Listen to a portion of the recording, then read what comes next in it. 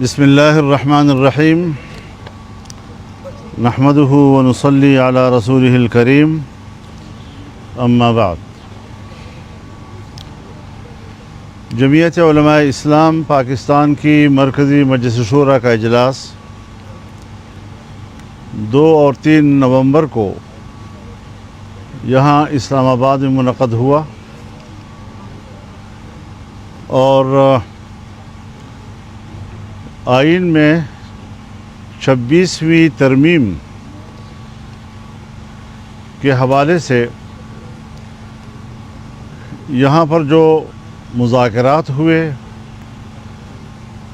اور جو حتمی بل پر اتفاق رائے ہوا،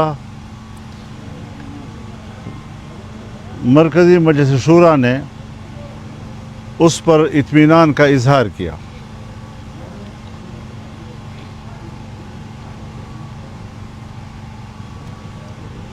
آئین میں سود کے خاتمے کے لیے تاریخ کا تعین،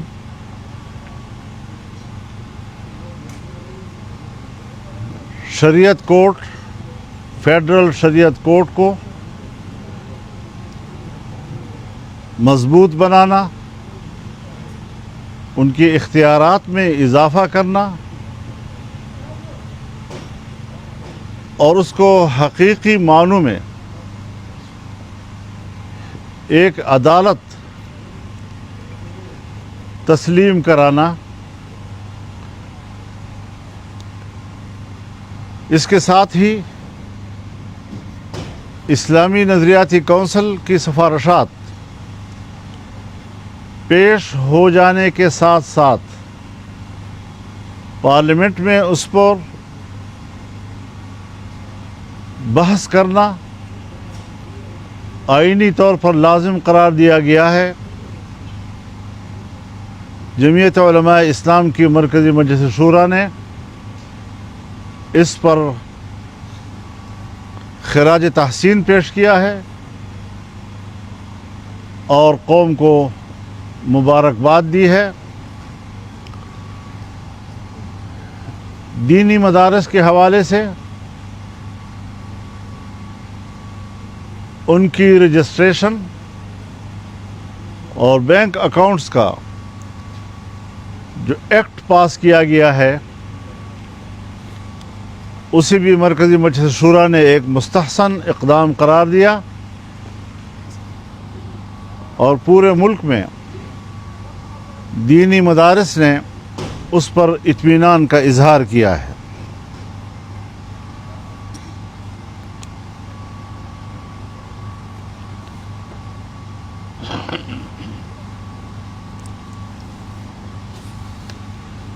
جمعیت علماء اسلام کی مرکزی مجلس شورا نے فلسطین پر اور غزہ کے عوام پر وحشیانہ بمباری کر کے جن جنگی جرائم کا ارتکاب کیا ہے،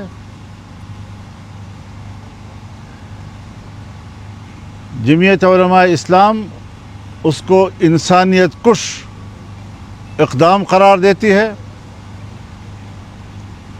اقوام متحدہ کی ہدایات کے باوجود اس پر عمل درآمد نہیں ہو رہا، عالمی عدالت انصاف کے فیصلے کے باوجود اس پر کوئی عمل درآمد نہیں ہو رہا ہے۔ اس حوالے سے عالمی قوتیں وہ ایک ظلم اور انسانی قتل کی حمایت کر رہے ہیں۔ امریکہ ہو یا مغربی دنیا، اسرائیل کی ان مظالم کی حمایت کے بعد انہیں انسانی حقوق کی بات کرنے کا کوئی حق حاصل نہیں ہوتا۔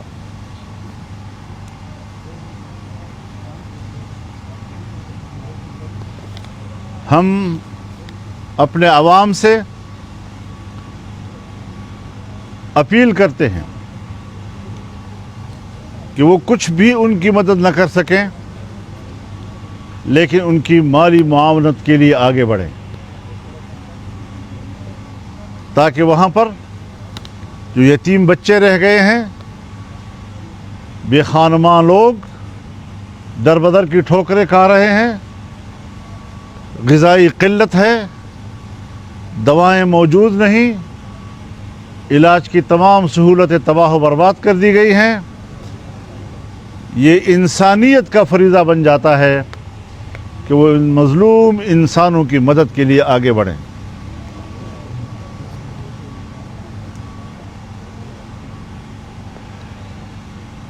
حکومت ایک نئی قانون سازی کی طرف جا رہی ہے اور اینٹی ٹیررزم ایکٹ 1997 میں ترمیم کرنا چاہتی ہے۔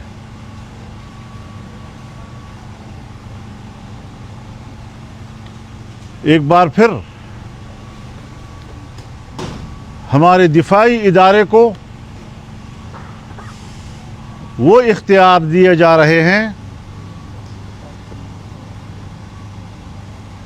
کہ پیشہ ورانہ ذمہ داریوں سے اس کا کوئی تعلق نہیں ہے۔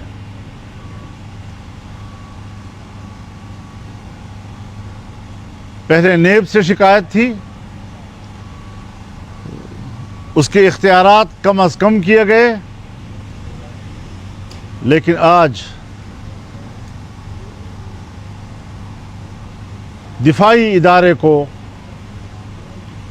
بے تحاشا اختیارات دے دینا کہ کسی کو بھی شک کی بنیاد پر 90 دن تک اپنی تحویل میں رکھ سکتا ہے اور تحویل کی اس مدت میں مزید اضافہ بھی کر سکتے ہیں۔ میرے خیال میں یہ ایک سول مارشل لا ملک پہ قائم کرنے کے مترادف ہوگا، یہ جمہوریت کے چہرے پر ایک دھبا ہوگا۔ میں نہیں سمجھتا کہ پاکستان پیپلز پارٹی اور پاکستان مسلم لیگ نون، جو جمہوریت کے علمبردار، ووٹ کو عزت دینے کے علمبردار، آج وہ ایک ایسا ایکٹ پاس کر رہے ہیں کہ جو اپنے ہی ہاتھوں سے جمہوریت کے چہرے پر کالک ملک رہے ہیں۔ ان کو اس بات سے احتراز کرنا چاہیے۔ جمہوری ادارے اس قسم کے قوانین کی اجازت نہیں دے سکتے۔ پھر ہمیں یہ بھی دیکھنا چاہیے کہ 26ویں ترمیم میں حکومت بیٹھے، حکومت سوچے کہ 26ویں ترمیم میں کن کن شقوں کو واپس لینے پر وہ آمادہ ہوئی، اور 26ویں ترمیم کے اصل مسودے میں جن شقوں کو واپس لینے پر وہ آمادہ ہوئی ہے، کیا یہ آج کا ترمیمی ایکٹ یہ اس 26ویں ترمیم میں حکومت کی اپنی آمادگیوں کی نفی نہیں کر رہی؟ کیا یہ نیا ایکٹ 26ویں ترمیم کی روح کے منافی نہیں ہے؟ کیا یہ آئین کا تقاضا ہوگا کہ کل آپ نے 26ویں ترمیم میں وہ سارے کردار واپس لے لیے کہ جس سے ہمارے آرمڈ فورسز کو سول کے اندر اختیارات میں اضافہ مل رہا تھا، آج دوسری طرف سے آپ نے ایکٹ پاس کر کے اپنے ہی اس عمل کی نفی کی ہے؟ یہ آئین کی توہین ہے، آئین کے 26ویں ترمیم کی توہین ہے، پارلیمنٹ کی توہین ہے، جس نے کہ یہ 2-4 روز ہوئے پاس کیا اور آج آپ اس کی نفی کر رہے ہیں۔ وقف املاک ایکٹ جی، جمعیت علماء اسلام اس سے پہلے بھی اسلام آباد کی حدود تک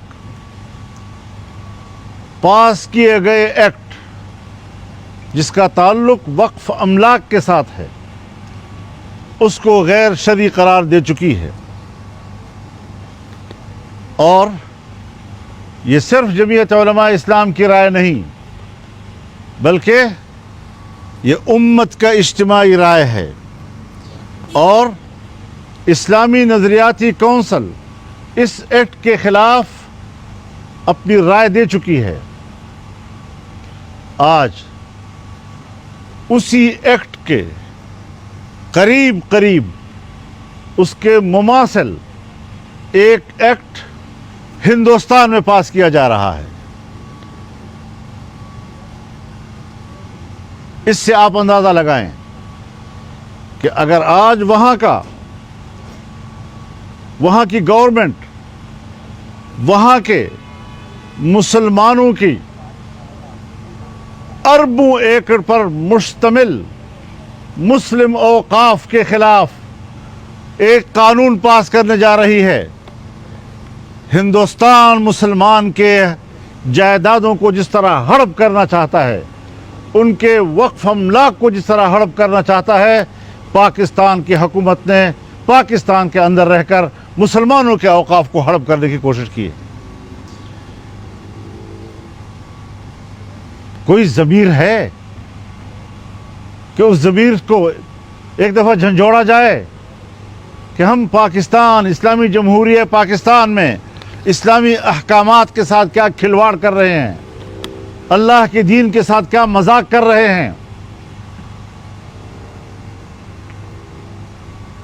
مبارک ثانی کیس میں سپریم کورٹ نے فیصلے دیے، بالآخر سپریم کورٹ کو اپنے فیصلوں کی اصلاح کرنی پڑی. اسی طریقے سے شادی بیاہ کے معاملات، دوسرے نکاح کے معاملات پر جو سپریم کورٹ کے فیصلے آئے ہیں وہ قطعی طور پر قرآن و سنت کے احکامات کے خلاف ہیں. میں نے اپنی عائلی زندگی میں نہ سپریم کورٹ سے پوچھنا ہے، نہ میں نے حکومت سے پوچھنا ہے، میں نے اللہ کے حکم کے تحت کرنا ہے. میں نے اللہ سے پوچھنا ہے اور اللہ ہی کے سامنے جواب دے. میں اعلان کرتا ہوں کہ میں کسی سپریم کورٹ کے ایسے غیر شرعی فیصلے اور حکومت کی طرف سے پاس کیے گئے غیر اسلامی قانون کا پابند نہیں ہوں گا. آئین کہتا ہے کہ ہر قانون قرآن و سنت کے مطابق ہوگا. کورٹ پابند ہے کہ وہ قرآن و سنت کے تابع فیصلے دے گی. ایسے فیصلوں کو ہم تسلیم نہیں کر سکتے. ہم اس کے خلاف جائیں گے، دوبارہ کورٹ پہ اپنا مقدمہ لے کر ہم جائیں گے. ہم جمہوری لوگ ہیں، آئین و قانون کے دائرے میں لڑیں گے اور یہاں پر اسلامی اقدار کو سربلند کریں گے. اسلامی اقدار و احکامات کو انسانی حقوق کے منافی قرار دینا کسی ملحد کا کردار ہو سکتا ہے، کسی اللہ کے سچے بندے کا کردار نہیں ہو سکتا. ہم کبھی بھی دفاعی پوزیشن پر آ کر اسلام کی جنگ نہیں لڑیں گے. ہم واضح طور پر کہنا چاہتے ہیں کہ ہم اس ملک میں جارحانہ انداز کے ساتھ اللہ کے دین کی جنگ لڑیں گے. ہم آگے بڑھیں گے انشاءاللہ، اور اس حوالے سے ہم عوام میں بھی جائیں گے. ہم عوام میں بیداری پیدا کریں گے. ہم عوام کے اندر ایک شعور بیدار کریں گے کہ آپ کے ملک کے اندر اللہ کے دین کے ساتھ کوئی کھلواڑ نہ کر سکے، چاہے وہ ہماری اسمبلیاں ہوں، چاہے وہ ہمارے حکمران ہوں، یا چاہے وہ ہماری عدالتیں. سکھر اور پشاور عوامی اسمبلی.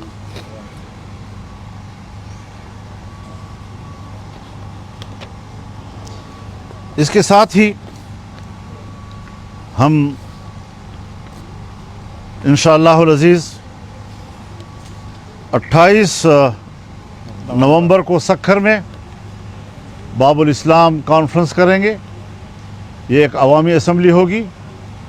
ہم 8 دسمبر کو پشاور میں انشاءاللہ اسرائیل مرد آباد کانفرنس کریں گے.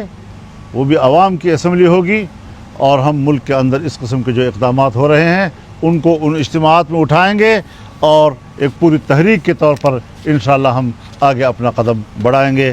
وآخر دعوانا ان الحمدللہ رب العالمین. مولانا صاحب، آپ نے کہا ہے کہ 26ویں آئینی ترمیم میں اگر آپ حکومت کے ساتھ تعاون نہ کرتے تو انہیں جو 11 لوگ بیٹے ہوئے تھے ان کے لیے وہ پاس کرتے. اب وہ 27ویں آئینی ترمیم لے کے آ رہے ہیں اور اس کو بھی ان کے پاس آپشن ہے کہ وہ 11 لوگ کو استعمال کر کے پاس کریں. تو آپ اس کو روکنے کے لیے کیا؟ ابھی تک تو تردید آ رہی ہے کہ کوئی 27ویں ترمیم نہیں آ رہی. جس وقت یہ طے ہو جائے گا کہ واقعی آ رہی ہے تو پھر ہم تبصرہ کریں گے. آپ بھی ہوں گے، ہم بھی ہوں گے انشاءاللہ. مولانا صاحب یہ بتائیے کہ اگر آج پارلیمان سے یہ دہشت گردی ایکٹ پاس ہوتا ہے تو آپ کا اگلا عمل کیا ہوگا؟ اس کے خلاف جائیں گے، روکیں گے؟ ظاہر ہے جی کہ ہم تو اس کے خلاف بات کریں گے اور برملا کریں گے اور پبلک میں جائیں گے. جی इस तरीके से तो माशाल्लाह को कबूल न क्यों ना करें फिर हम। मौलाना साहब ये बताएं कि आपने यकीनन मजलिस शूरा को आपकी जो जिस जमात के साथ आजकल हमांगी है, आपसे मुलाकातें भी आपकी जारी हैं, मेरे मुराद पाकिस्तान तहरीक इंसाफ की क़यादत है, उससे मुलाकातों के और मुस्तकबिल का जो लाए अमल है उसके बारे में मजलिस शूरा को इत्माद में लिया होगा।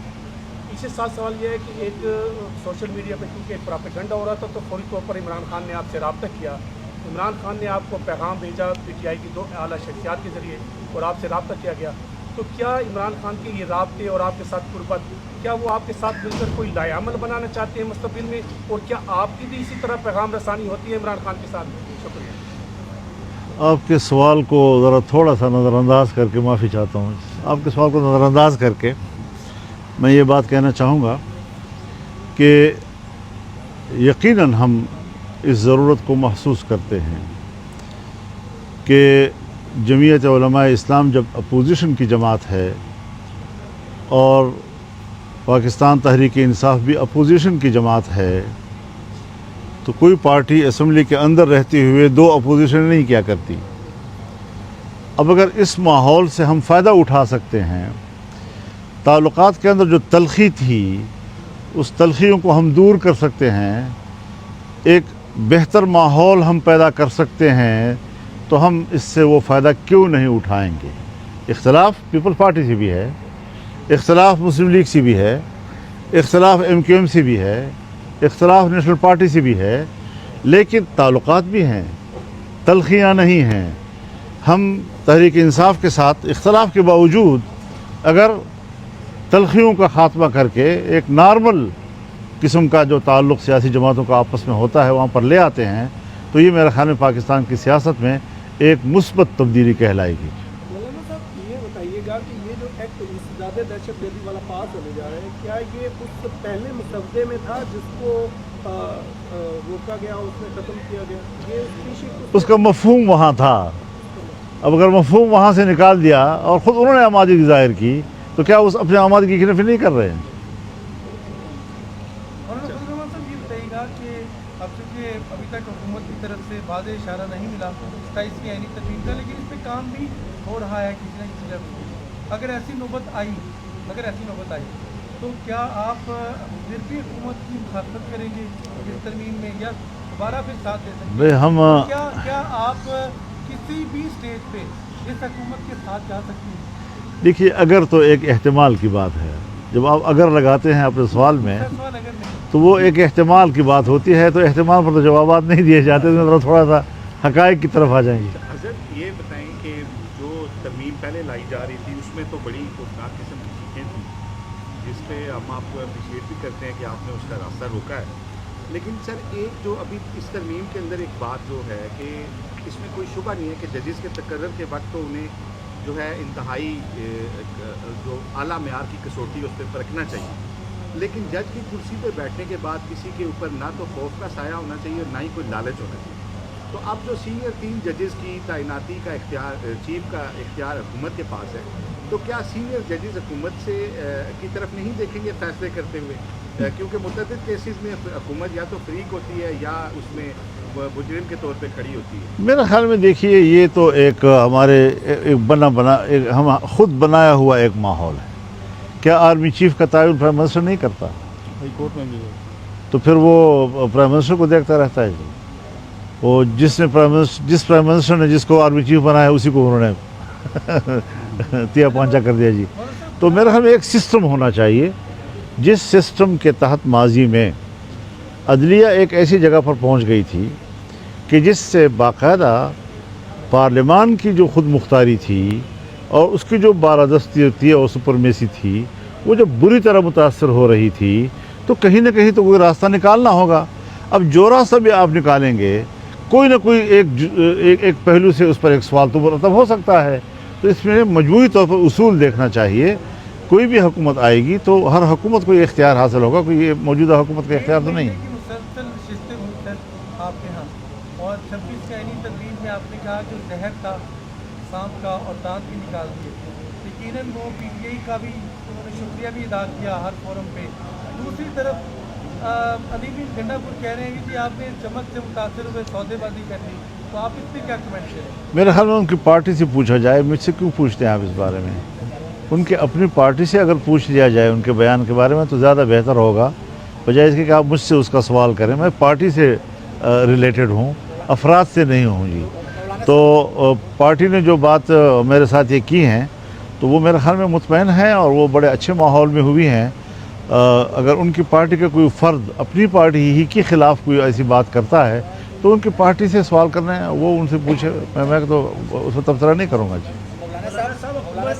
जैसे भी ले लें एक सवाल। हुकूमत ये को बेच रही है उन्हें बुरे, पहले भी सेल की है, पैसे नहीं मिले, इसके बारे में आप क्या कहते हैं?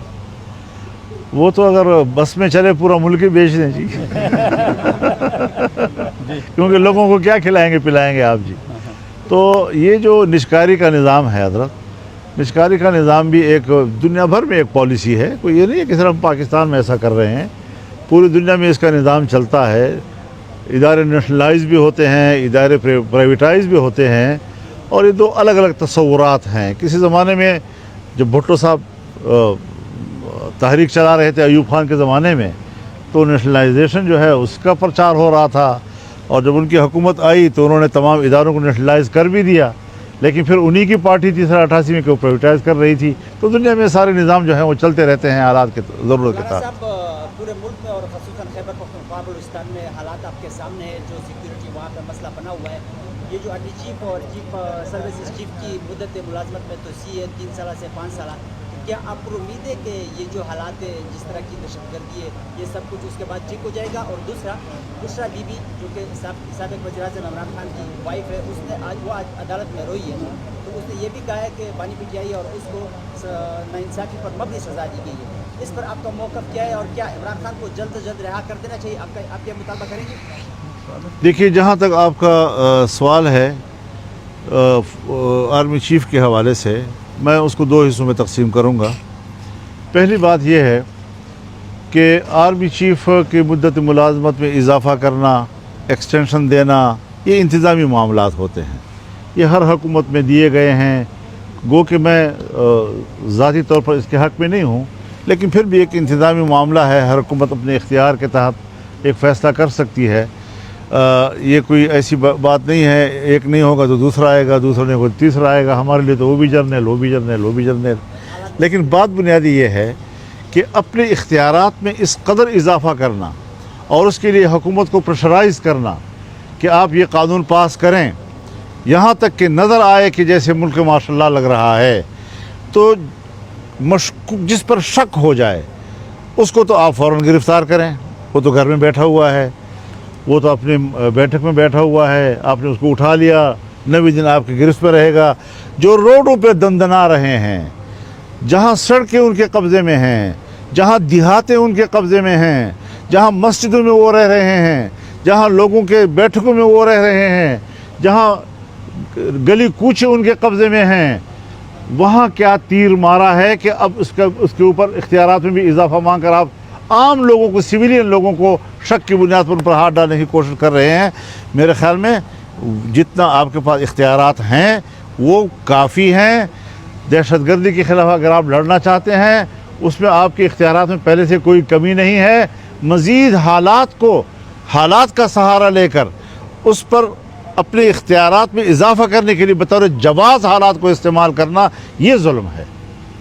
हालात ख़राब हैं, इसका माने है कि मेरे इख्तियारात में इजाफ़ा करो और इजाफ़ा करो और इजाफ़ा करो, ताकि सिविल इदारों की कोई हैसियत ही ना रहे। तो मेरे ख़्याल में हमें पाकिस्तान को एक सिविलियन स्टेट के तौर पर दुनिया में मुतारफ़ कराना है, वरना आपके किसी किस्म के पार्लिमानी फ़ैसले को और आपकी हुकूमतों को बाहर की दुनिया में एक जमहूरी मुल्क का प्रोटोकॉल नहीं मिलेगा।